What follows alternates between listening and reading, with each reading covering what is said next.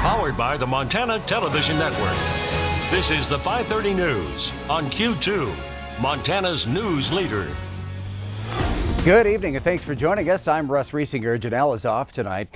The day after reports of a gun on the senior high campus led to a lockdown, Billings Public Schools superintendent has more to say about that incident.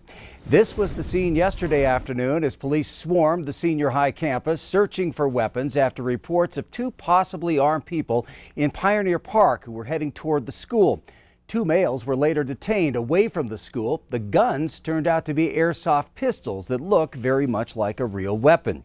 A Billings Public Schools superintendent Greg Upham told Q2 today that one of those detained is a student at senior high and the other is not enrolled. Upham said he could not comment on what action is being taken against the student and doesn't know what their intentions were. Police are still investigating. The superintendent did tell me that he is pleased with the way everyone conducted themselves during what he called a serious situation and says they did everything possible to communicate what was happening to parents and also to the media. The training that's gone in place for our student staff and the parents were outstanding. Just having the opportunity to have students communicate with their parents in lockdown situations. I've been in these before. The longer they go, the more stress that develops, and it's very important that parents can contact their students and talk, so we allowed that to happen. In fact, encouraged it. We worked to update the students and the teachers and administration in the building as issues were being dealt with, so everyone knew what was going on. The police, I can't say enough about the police and the police presence. Well, Upham says that they will be reviewing what could have possibly been done differently and learn from that, and will also be sharing this information with other school districts. And you can see the entire interview with Superintendent Upham on our website, ktvq.com. New poll reveals some interesting results about the upcoming 2020 primary races for Montana governor, U.S. House, and U.S. Senate, and also the popularity of President Trump here in this part of the country. Montana State University Billings released the results of its Mountain States political poll today, which included 215 voters in Montana and 177 from Wyoming. Q2's Mitch Legge brings us the results.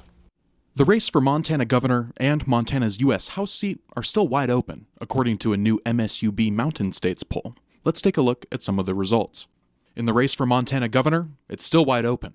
Of the Republican Montanans, when asked who they would vote for today, 33% chose Greg Gianforte, 25% chose Montana Attorney General Tim Fox, 9% for Montana legislator Al Olszewski, and 32% were undecided. That theme of indecision is running through to the U.S. House race as well. Of Montana Republicans, 44% don't know who to pick, followed by Montana Insurance Commissioner Matt Rosendale at 32%, and Montana Secretary of State Corey Stapleton polling at 22%. And on the Democratic side of things, Bozeman legislator Kathleen Williams polling strongly at 69%, 25% were undecided, and 6% would vote for Sims rancher Matt Raines. And in Montana, the poll for Senate only looked at the Democratic side of the coin, asking people if they would vote for Governor Steve Bullock for Senate. 59% of Democrats said they would, but Bullock is running for president and has repeatedly said he has no interest in the Senate seat. The poll did look at how much Montanans approved of Senator Steve Daines. 49% approved of Daines, 35% were undecided, and 16% also voiced their disapproval. The poll also asked people's opinion of President Donald Trump. Montana and Wyoming voters generally approve of Trump's performance, with 54% approval in Montana and 75% approval in Wyoming. And the question of impeachment, 59% of Montana voters disapprove, while 8% are undecided. And over in Wyoming, 77% of voters disapprove of impeaching the president, while 2% are undecided. MSUB Assistant Political Science Professor Dr. Jason Adkins organized the poll and said many folks are still undecided across the board because the primary election in Montana is still about 8 months away. Reporting in Billings, Mitch Legge, MTN News. Well, the results from that poll are weighted using statistical formulas to provide a more accurate representation of the state's total population, but we do need to note that it has a plus or minus of around 7%, which is fairly high. Voters were asked the questions between October 7th and 16th. Still running low in the national polls, but Governor Steve Bullock is starting to make a name for himself in the Midwest. We're just 4 months out from the Iowa caucus, the first caucus across the U.S. But since Bullock is still not as well known as many of his competitors, his campaign strategy differs from the rest. Ken Lutzen is on the road with Governor Bullock. There are 105 days, not that I'm counting, between now and 5. His name isn't at the top of most charts. However, a poll released by Emerson Polling shows Montana Governor Steve Bullock in 6th amongst Iowa voters, outpacing many of the other 2020 presidential candidates, beating him in those national polls. I've been able to convert those voters already. And also, we got a lot of rural areas in Nebraska and Iowa. Democrats don't always compete well in those areas. I can compete real well in making that connection with folks, urban and rural. The Iowa caucus is less than 4 months out on February 3rd. Monday, Bullock wasted no time with potential voters, talking to a crowd at the Council Bluffs Library. I want to see everybody I possibly can, whether I agree with them or not. Governor Bullock is a down-to-earth, common-sense man. I'm not committed yet. I'm anxious to just hear what everybody has to say, and I'll make my decision. One of the key issues in 2020 will be swing voters. Voters that maybe voted for President Trump in 2016 that could be persuaded to vote blue this coming election.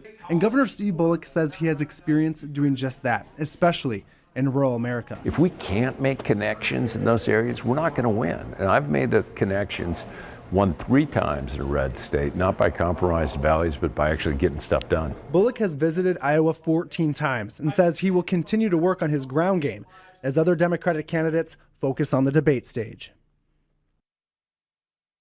Well, Bullock is polling at under 1% in most national polls and has only made one of the Democratic national debates so far.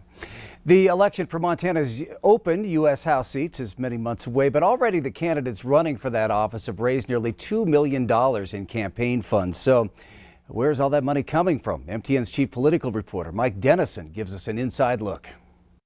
We have 8 people competing for this seat, and 2 of them are the early fundraising leaders, Democrat Kathleen Williams and Republican Matt Rosendale. Williams and Rosendale are each developing a national fundraising base, but Williams so far has culled a lot more money from Montanans. At least 49% of her $800,000 total, about $393,000, has come from individual Montanans. I say at least because she's also received another $234,000 from small donors who aren't required to list their address, and it's likely an equal percentage or more of this money came from Montanans as well. She's also received about $35,000 from her native California, just 4% of her total, and has donors from at least 27 states. Rosendale, who ran for the U.S. Senate last year and lost to Democrat John Tester, has received only about 20% of his money from individual Montanans, at least $120,000 out of the $650,000 he's raised from donors. He has donors from every state and the District of Columbia. 1/3 of his donations has come from people in 3 states, California, Texas, and Florida. Another candidate who's getting most of his money from out-of-state sources is Democrat Tom Winter, a state representative from Missoula. He's raised almost $200,000, but only about 15% from Montana donors.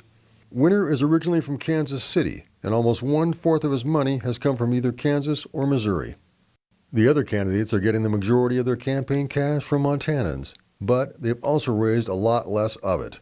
Republican Corey Stapleton has raised $122,000, and the 3 other Republicans in the race, Helena Farmer rancher Joe Dooling, former state party chair Deborah Lamb, and Corvallis School Superintendent Tim Johnson, and one other Democrat, rancher Matt Raines of Sims, have each raised less than $40,000. Now, money isn't everything in a campaign, but Williams and Rosendale look like the early favorites in their respective primaries. And I think we can say this race will continue to attract donors from around the country. In Helena, Mike Dennison, MTN News. And later this week, Mike will have a breakdown on the money flowing into Montana's U.S. Senate race. Well, a happy update tonight on 57 dogs removed from a property in Roberts. Those dogs were seized after Carbon County officials received some complaints from Roberts residents about the animals' well-being. Well, some of the dogs had puppies while in the county's custody, and all of the dogs available to be adopted have now found homes. The owners will not be prosecuted as long as they meet the terms set by the county. Those dogs were primarily Cavalier King Charles Spaniels. And there's more news from across our state tonight. General hunting season is near, but we already have the state's first hunting accident. A mother accidentally shoots and injures her 10-year-old daughter while grouse hunting. That story and much more on the statewide MTN News at 9 o'clock on the CW. But first, still to come tonight on Q2 at 5:30, we're heading out to Bridger, where a public meeting about the Pryor Mountain Wind Project is about to begin.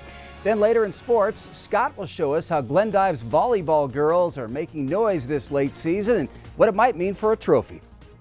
And coming up in weather, our weather pattern a little unstable again tonight, but then we get a nice break on Thursday and Friday. But by the time the weekend gets here, we are going to be talking measurable snow. We'll chat about it in a few more minutes.